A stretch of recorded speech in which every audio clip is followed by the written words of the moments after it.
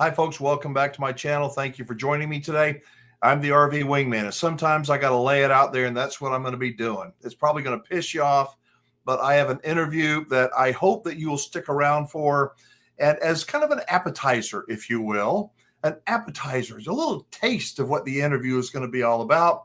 I have two voicemails that have some things in common with today's guest that I'll be interviewing. I'm going to go ahead and play them now. Please, if you would, if you've not yet subscribed to the channel, hit the subscribe button, give the video a thumbs up, drop a comment down below. I know that I can come across as a curmudgeon. That is not my intent. My intent is to be the wingman, to watch out, to help you avoid some of the traps that lie ahead for too many people and connect you with the best folks in the RV business, America's most trusted RV dealers. My contact information is in the description of this video down below. And I might as well go ahead and put up the QR code on the screen. If you want to shoot it with your cell phone, you can get my contact info and a list of the RV dealers I trust, et cetera, et cetera. So let's go ahead. By the way, if you'd like to leave a voicemail, I listen to every one of them. I get back to everyone that I possibly can. And that contact info, again, it's on the QR or down in the description down below. So here's the first one. Real short. Just listen to this. Ronnie from Sacramento. I purchased a Heartland Torque from La Mesa 3 or 4 years ago, and the slide window has been leaking ever since I purchased it. And now I brought it in for the third attempt to repair it. The floor is rotted. The entire slide needs to be replaced, and they want me to pay $10,000. Not to mention, I've also purchased the extended warranty at the time that the RV was purchased. That was a 30-second, just a chopped up little piece of that message. Heartland, which has shuttered and moved their operations over, I believe, to the Jayco plant. That is not good if you're a Heartland owner. La Mesa, I have yet to have somebody call me and say, man, they're the nicest people, the most honest people I've ever done business with. But they are a chain dealership, and I hear a lot of stuff that is kind of like this guy, $10,000, and he bought the extended warranty. Here's the second one. Again, this is kind of an appetizer, if you will, leading up to the big interview that I've got coming up in the next few minutes. Let's go ahead and play this one. Hey, Alan, it's Randall. I've had a purchase situation with Camping World going on since August of 2024. Purchased a toy hauler made by Heartland. Found out plumbing issues were not connected to tanks, water damage to electrical system, underbelly system, insulation system, the actual inverter system, none of which has continued to work. Battery drain issues and multiple other issues that they found. The unit actually has been at the Camping World dealership locally pretty much since I purchased it, minus 3 days. Anyway, if you can give me a call back. Is that sad? Now, let me tell you something. To Heartland's defense, their price is cheap compared with some other brands, and their floor plans are nice. They have a lot of really nice floor plans, but I've had a lot of people call me about my Heartland this, my Heartland that, and that's two of them right there. And that one includes Camping World. If you know someone who has got a Heartland and has a problem, I'm telling you, they are not alone. My interview is coming up in the next few minutes. Again, if you would, drop a comment down below. Let me know your thoughts about these RV dealers that sell RVs that I believe personally that they are not ready for you, the buyer, to accept delivery of them.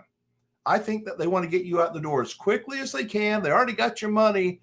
Patch on the popo and see you later. And then people end up having this kind of an issue. All right, I'm interrupting this video today real quick to make a special announcement and an invitation. The announcement, PPL Motorhomes is having a grand opening at their newest location, their 6th location. And in celebration of those 6 superstores, they're giving away a $600 PPL shopping spree to one lucky person right here around my virtual campfire. And anyone can win. All you got to do is scan the QR code on the screen, or you can find the link in the description down below and click on it. It will take you 10, 15 seconds max to enter. Now, there is no purchase necessary, and again, anyone can win. As for the invitation part, the grand opening is going to be on Friday and Saturday, June the 13th and 14th. That's June 13 and 14. That's Father's Day weekend. And it will be a big time for sure. If you'll be in the Dallas-Fort Worth area that weekend and you can swing by PPL's newest location, I'd love to meet you and say thank you personally for being a part of my virtual campfire community. Now, this new location is actually in the town of Decatur, Texas. If you find Fort Worth, it's just a little bit north of there, about 45 minutes from the Dallas-Fort Worth Metroplex. I'll be there for sure, and I do hope that you'll come by and say hi. Again, no matter where you live, this is your chance to win PPL's $600 shopping spree, given to one lucky person around this virtual campfire. No matter where you live, no matter if you own an RV or not, you could win. And you can spend that $600 at PPL any way you like. You can purchase parts, accessories. You can spend it on service. Hey, maybe even as a deposit on a great RV. Just scan the code or click the link in the description down below. The winner will be selected on Father's Day. So how bad is it really for RVers out there? Well, this is just my opinion, but if you own a Heartland and you bought it from Camping World, like you heard those folks in the voicemails, you may be in for a world of pain. I wish it wasn't so. But the stories I hear, the people I speak with are heartbreaking. Tim Porter and his wife bought what they thought was going to be the camper of their dreams.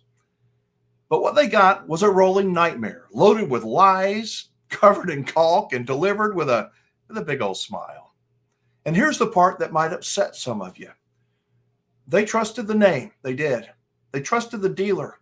And it wasn't until problems piled up that they realized that the American flag flying outside the dealership did not stand for what they thought it did. If this video pisses you off good, that means you're still capable of feeling something when you see a fellow RVer getting rolled up like a breakfast burrito and thrown aside.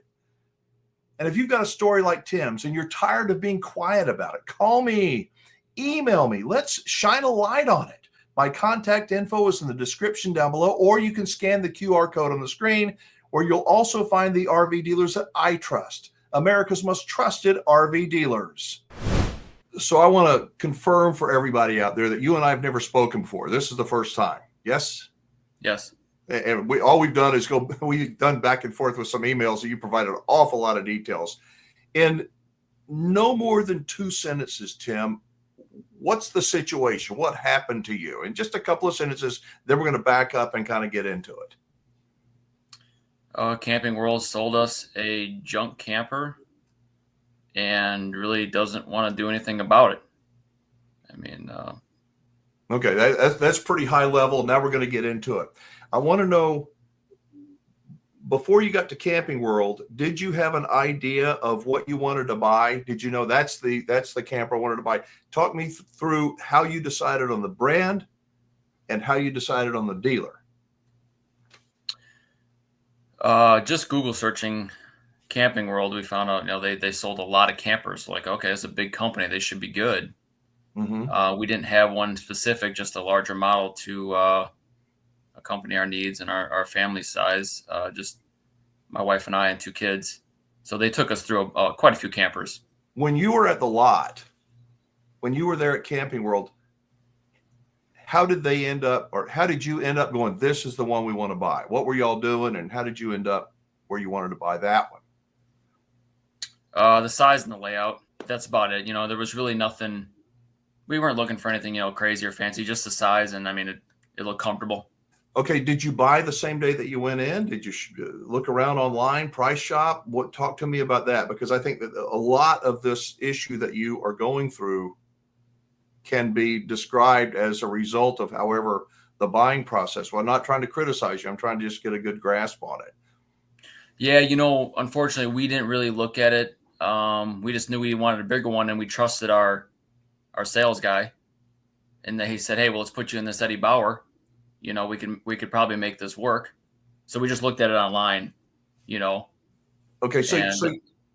So you just communicated on email, I guess, with a salesperson, not actually at the dealership. Correct. Yeah. Okay. Did you trade yours in or sell that? Sell that outright in a different transaction? traded into them. Okay, so you find the unit you want. Then what did you start doing? We brought ours in. We got ours all unpacked, and then went there. Brought ours there, and then we were scheduled to have everything switched over, but they didn't have anything ready to go, so we were pretty much there all day.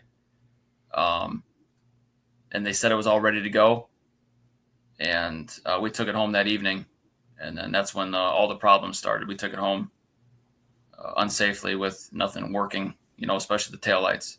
Okay, so just, I'm trying to wrap my head around this. So you found the deal online essentially, and you cut the deal online. You hadn't even gone to Camping World. You just trusted them, trusted the salesperson.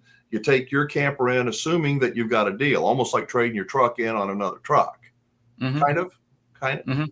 Okay. You get there, they accept your camper. I'm not trying to put words in your mouth, but I am trying to sort of get the high level of this. So you get there and they say, well, here's the papers that you're going to sign. Did you want to go look at it first? No, we trusted it. We had walked to it when we bought the first one. We had walked through it. So we knew what it was kind of, but it was just too large at that time. And then realizing later we wanted a larger one. And this Forest River that we bought first was great. There was nothing wrong with it. And then we got this camper, assuming everything's fine, and they say, yeah, we've gone through, it's all good. Okay. I'm a little bit confused. I'm sorry, but I'm trying to follow it. And just for clarity's sake. So you already had a camper. Did you buy that camper from Camping World, or did you? Yes. Okay. So how long was it from the time that you said, hey, we want to get a new camper, to the time you bought it? I mean, did you did you own that previous camper for a month, for a year? How long? About a month or two. About a month or two. Not very long at all. Correct. Okay. Did you take it back to the same Camping World? Yes.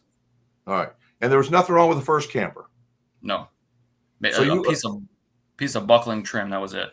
Okay, so you assume because the first camper that you bought 2 months ago was going to be like the next camper that you're going to buy, especially the next camper is an Eddie Bauer, and that name is representative, I think, of, that's got to be high quality. I think. Yes. Okay, so now you go in, there's your Eddie Bauer. Did you do an inspection on it? What did you do inspection-wise, paperwork-wise, before you guys rolled out of the parking lot with that new unit? We got there. We went through it. We checked it out. Looked fine. The guy went over it with us. There was a few things were kind of weird. Like they had almost like printed out a piece of paper and stuck it on one of the switches to show what it was, which was looked kind of cheap. I just kind of overlooked it, whatever, and he went through it. It looked good. It looked fine until we brought it home, and then all the problems started rising. Okay. So it looked fine. Did they go over everything and show you, here's, look, the toilet flushes like this, and here's the shower, there's water pressure? Did they, if you had slides, did they show you every single thing, or did they give you a super high level? Hey, this is that's the switch for this. Can you kind of describe me what that walkthrough was? Yeah, it was a very basic walkthrough. No, nothing was shown to us. It was pretty much just a quick walkthrough. Here's this, here's that. But no checking the water, no checking the slides. None of that. It was just the slides were out. It was sitting in there, ready to go. Okay. Okay. So another question. Before you inspected it, did you sign papers that's, you're buying it, or did you go and inspect it first and then sign the papers? We inspected it, and then we went through all the paperwork. Okay. And have you looked since you and I communicated? Have you pulled out your warranty card information and read the warranty on that? It's a Thor product. Have you read the warranty down towards the bottom where the signature is? I have not. You might want to do that. In fact, anybody that's watching, I strongly suggest you do that. One thing that some dealers do, I've heard that many dealers do this, is that they will say, you need to sign here when you're doing the papers, you need to sign here. And they just give you, this activates your warranty, and you just assume everything's fine. Well, there's some kind of a sheet that should be with the closing documents that says that you have inspected and approved the condition of that RV. And many times the dealer will just run a line through it like, yes, yes, yes, yes, yes. And you don't even know that. You just assume, just like you and your wife did, that everything's been checked. And heck, the first camper was good. The second camper's got to be good. And at the bottom, it says that you have accepted it in this condition. And so that's almost like a get out of jail card for a dealer or a manufacturer. Because when you come back in and say, well, you didn't do such and such, you go, then why did you accept it? Yeah. And so, okay, so now that we know you're now on the way home, you're excited. When did you notice the first thing, and what was it that was like, you got to be kidding me? I'm not talking about little stuff. I'm talking about major stuff that you think should have been caught by the dealer or the manufacturer. I mean, I have a CDL, so I'm used to checking things. So I checked the lights before we even left, and they were all messed up, like didn't even work. And everything, the wires were switched. Like you hit the brake lights and the left turn's not going to work, something like that. So I'm like, this is sketchy. I'm like, but we got to get home. It was getting dark, so we left. As we got into the camper, quite a few, like the hot water heater, the hot water wasn't working. Come to find out later, it was just the mechanics had noticed it wasn't even plugged in. There was a lot of wiring problems. The shower surround, it was leaking, so it was leaking behind the vanity, and we didn't notice that till like a week or two later. So it was probably water behind there. I had crawled up on the roof I don't know what I had to do, but I noticed there was holes in 3 of the corners, like the caulk wasn't properly sealed. Yeah. So I'm like, man, this is major. And the things kept adding up. So what did you do at that point, Tim? I mean, you had to be going, oh my God, what have we done? I've got to get it back to the dealer, I would think. Yeah, we were using it at the time because we were rehabbing a house, so we were at a campground for a little while. Mm-hmm. So I called up the dealer, told him all the problems we were having, and he actually sent me caulk to fix the roof, to do the shower surround. And there were like quite a few other numerous problems. Like I said, we had no hot water, so I didn't know what to do.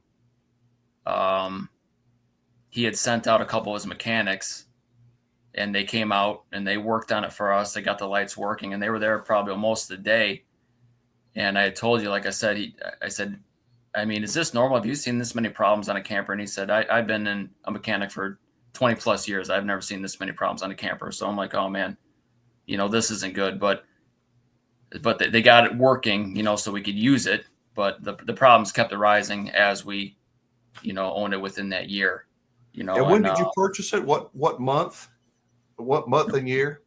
November of 23. Okay. And it was a 24 model. The brand is a Heartland, right? Correct. I want you to know that my objective is to not be ugly or mean, but is to be as direct as I can be. And I know that there may not be anything that I can say that will be helpful, but honesty being, it's like we're having a cup of coffee together right now. I just have to tell you what I think from my perspective.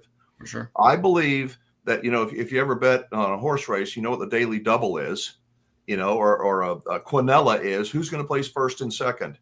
If you had to make the opposite bet, who's the worst manufacturer and who's one of the worst dealers to purchase from, I don't think that you could have picked a better two. And I think that hindsight is probably 2020. You're probably going, especially, and let me talk about Heartland now. That Heartland closed their plant and they've laid off many of their employees and moved production under the Jayco plant. Did you know that? I didn't. Okay. A lot of people don't. And so Heartland, before this economic slowdown, before Thor had to decided to close them down and lay off so many employees, it was not a brand that people were, they have good floor plans. They look nice. I'm just telling you. Mm-hmm. I don't think you would have bought it if you would have known the entire picture. Right. But now they've taken a brand that was not known for quality and they've put it into another facility while the economic conditions are really, really tough. And I think all that does is make somebody like you, a consumer who has spent a lot of money, hard-earned money on your RV, fighting for something that they're like, oh, I don't know, we'll look into it, and it's more time. So it's been 2 years since you guys have been struggling with this, almost. Yeah, almost. Yeah, year and a half-ish. Yeah, 2 years. Yeah, and I know I've heard Jayco is a more of a cheaper model brand, correct? I don't know. That's some people have a different opinion. It's not what it used to be. I'll tell you that. Okay. Corporate America is trying to make everything as cheap as they can. They put profits over people. Just my opinion. And it leaves thousands of people like you in this quandary that you put your trust under that giant American flag with people that, and you said you had a good experience on the previous purchase. Yeah, they were good, friendly and helped us and everything for sure. But now it's pretty much like, whatever, we can't do much about it. We'll put a Band-Aid on it. And I even contacted Heartland and I said, hey, could you come and look at this unit, so that this doesn't happen to another person, let you know all the problems that I'm having. And they said, no, we don't do something like that. It's Camping World's problem pretty much. I'm like, okay. And then I said, you guys put your units through any kind of quality control? Oh, and they yeah. said yes. Yeah, they said yes, they do. And Camping World said the same thing. It's like, well, it sure doesn't seem like it. I mean, I sent you the work order. I mean, we have 35 plus problems with this. Yeah, I saw it. It goes on and on and on. Do you know what the acronym PDI is? A PDI? No. A PDI is the term they use in the RV industry for a pre-delivery inspection.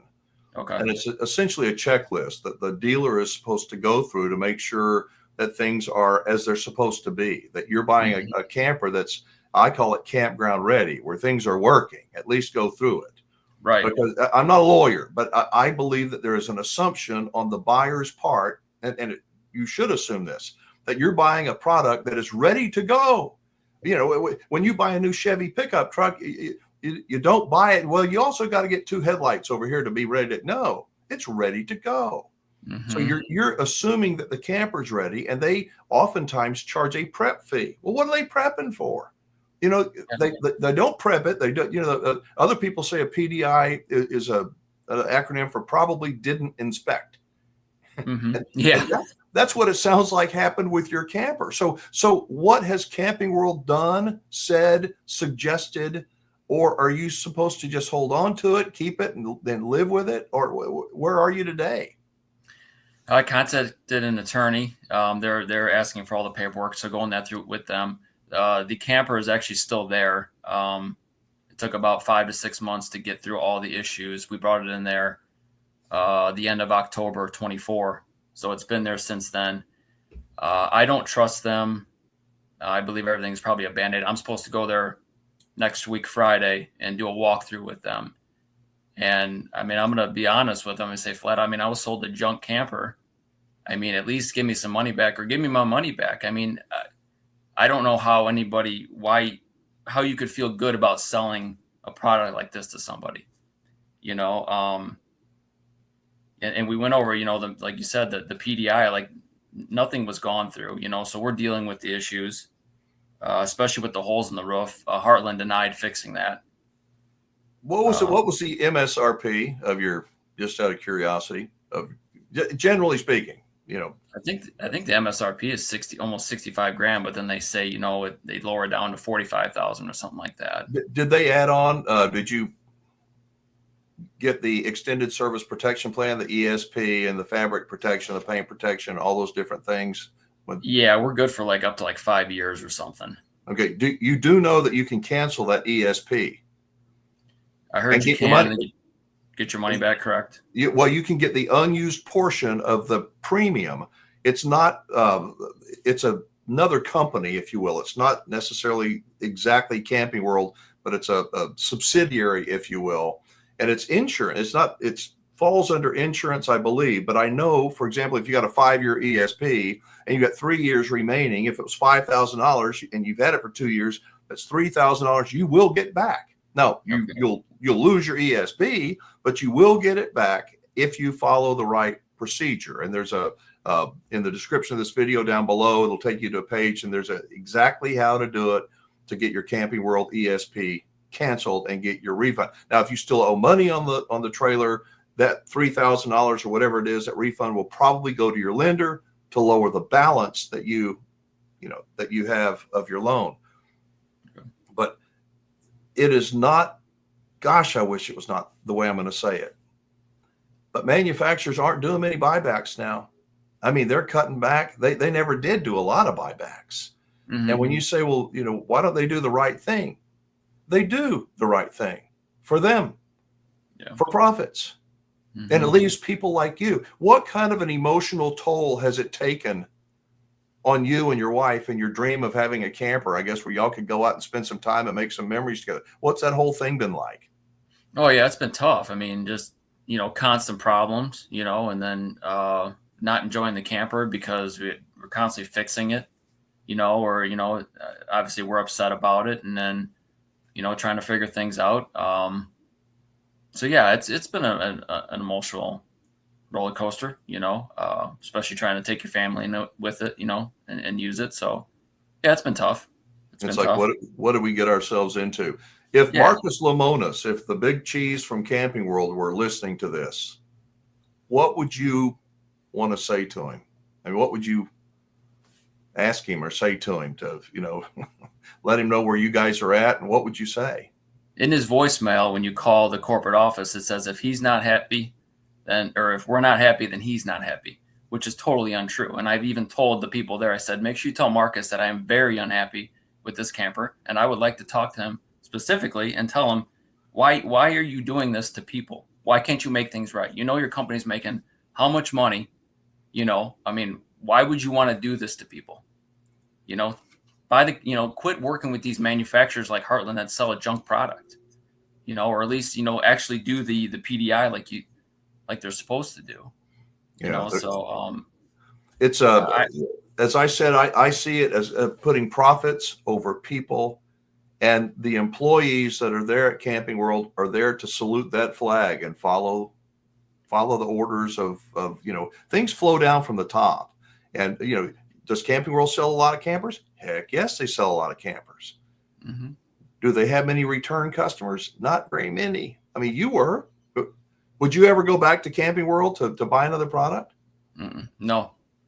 And then I came across the Facebook page. It's called Camping World Sucks, and all the horror stories from people, and it's heart-wrenching to see other people going through the same stuff. Marcus was on Newsmax recently. And he had said how he has such a good company and cares about his people and stuff like that. But I don't trust that. I don't believe that, So do you wish, I know you do, rhetorical question, do you wish that you would have found out about Camping World Sucks and done a little bit more homework before you made this decision? Absolutely. I did not do my due diligence. Looked like a big company, people were nice there. And then, went through this situation. What would you do differently? What would you do differently? And what advice would you have to other people that are kind of like you guys were when you started shopping for an RV? I would try to find someone like you or somebody that's been in the camping business for a long time and go with a trusted, reputable camping RV company. Obviously you've been in the business for a long time, it, so if I would have found someone like you, called you up and say, hey, do you have a reputable company in the area that that you can trust? Then that's what I would do first, instead of just assuming Camping World's a good company. So I don't have a huge channel. I'm not trying to build numbers. I'm trying to build trust, and it takes a long time to build trust. Mm-hmm. But it's frustrating on my end, Tim, when I have there are some good dealers out there. There's fewer and fewer every day because they get pressured by corporate America, and they have to sell out, and they do. But I'm trying to guide people, and it's frustrating for me to meet good people like you who trusted that American flag, who trust other people. And it's painful for you, but it's painful for me to hear these stories because it's over and over and over. And I don't have any quote unquote advice, but I don't think you're going to get a buyback. I think that you're going to get they're going to try to make your ears feel good and make you accept that RV and take it away. I think that a lawyer gets paid for their time, and that an RV is a weird animal. It is that you can pay them $500. They'll write a nasty letter, and you're going to cross your fingers and hope that makes them do the right thing. They got a team of lawyers. They got an army of lawyers. You can't. It's like you can't fight City Hall. You can't beat their team of lawyers. Yeah. And even though it's not right, it's just the way that it is. Maybe you could go to, I don't know what the limits are in a small claims court there in Indiana, but you could go to perhaps small claims court and make a claim because of whatever the thing is. If you've got documentation, I know you do, you sent it to me. I think that a reasonable judge would go, at least there's some money, but you're still going to be stuck with what you got. Right, exactly. A poorly built camper for sure, What? Go ahead. Oh, I was just say, Alan, I just want to, thank you for what you do, and hopefully a lot more people find your channel and can be aware of the deceptive practices. There's so many lawsuits going against Camping World, and so many people have got so many employees too that have left the company. There's 2 people that we worked with that have left that company. There was a salesperson and a finance guy that have left the company since we bought it, and I've heard a lot of other people's leaving because Camping World just screws them over, unfortunately. Isn't it shocking? I mean, literally, I don't know of a more powerful, impactful word than shocking. When you start peeling back that onion, when you start doing what you've done, now your due diligence a little bit late, but to see how deeply they have affected and hurt so many people. And if I were Camping World, I'd say, well, hey, Tim and his wife, they accepted the RV. They accepted it. There's their signature. And that's true. But you accepted it based on a trust that was never supposed to be there, because all they want from you, they want you to be happy. But what they really want is your money. Yeah. Yep. Agreed. God. And by the way, if Camping World is watching, I know they got somebody watching this. You can't do anything. I'm not trying to do anything. I'm trying to shine the light of truth. And if Camping World wants to come on, if Marcus wanted to come on and say, hey, this is what we're going to do, and make some kind of a promise, exactly. It's all just lip service. And I believe, I've had some phone calls recently from veterans that, they purchased, they sacrificed for our country, and they purchased their RV based upon that trust of that American flag, only to be disillusioned. Right. And that is wrong. And for a human being to be able to sleep at night, knowing that so many people are victims of mistrusting that flag and what it represents, it's a sad state. And I don't know. I'm sorry I'm doing most of the talking here, but your story is just all too common. And is there anything that you have a question for me that I haven't given you some kind of perspective on? Or I don't think so, Alan. I appreciate it. I think we touched on some good points. Thank you for what you do, and hopefully this story will help somebody else out to do their due diligence and watch out for Camping World. And if Marcus wanted to come on, we want to talk, and I hope in the future that he will, change his business ways. He's almost in the category with the cartel. As bad as that sounds, like the cartel is just there to make money and hurt people, and maybe that's not his heart. I don't know. Only God can judge. Only God knows his heart. But hopefully he will see this, and hopefully he'll see other stories and change his business. So. You're a brave guy to come forward, Tim. And I really mean that, because so many people in these Facebook groups, so many people are scared to come forward and speak up because other people will say, well, he was stupid. Well, look, we're all stupid at certain things. We all put our trust in people and employers and things that we regret in the future. So those ugly people in the Camping World Sucks group, on other groups, they're not going away. They get their jollies by saying how stupid you are. So I think that you're brave, and I wish more people were like you, because the only way we can ever expect anything to change is for us to shine the light of truth on situations like yours. Thank you, Alan. Likewise, you're brave too for doing this and helping people. So I appreciate that, and keep doing what you're doing. You know what I've learned after doing interviews like this one with Tim? That people don't always get scammed because they're dumb or they're stupid. They get scammed because they trusted the wrong people.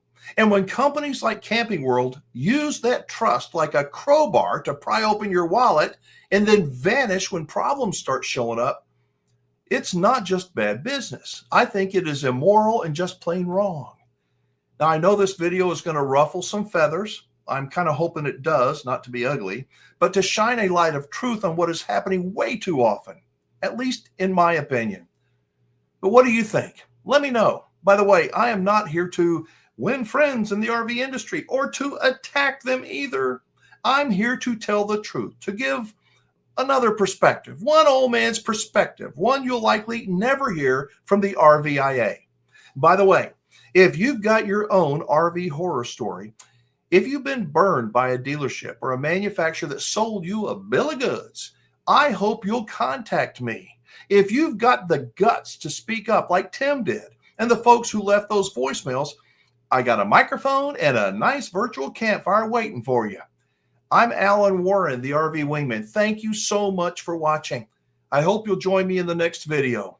Y'all be safe, have fun, play nice, and don't leave your good manners at home.